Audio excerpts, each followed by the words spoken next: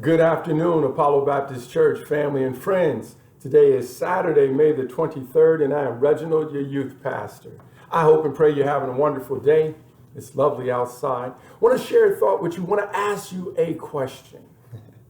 What about your 24?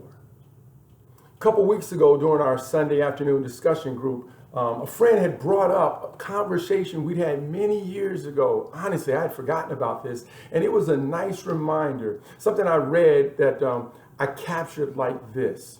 The difference between the rich and the poor is how they spend their 24. What are you doing with the 24 hours in any given day God has given you? You see, none of us get any more than 24 hours. So that's the best that we have. The question we need to ask is, what are we doing with it?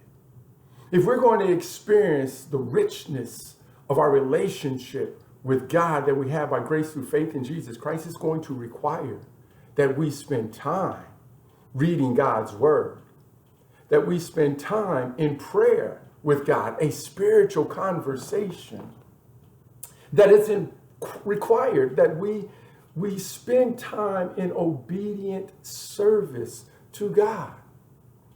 Our conversations with family and friends are great, but then conversations with people that God just brings us into contact with can be even greater, because it's all about how we're spending our time. Psalms 90:12 says, "So teach us to number our days that we might gain a heart of wisdom." In the youth room, we have an hourglass, and occasionally I will turn it over as we enter into the Bible study to visually demonstrate for the students that if we're going to gain from our relationship with God this heart of wisdom, it's going to require time. And they see it as the sand flows through the hourglass. And that is true in all that we do. So I'll ask you again, what about your 24? Remember, the difference between the rich and the poor is how they spend their 24. I would encourage you, just as I encourage myself, make sure you make time for God, not just every day, but every hour of every day.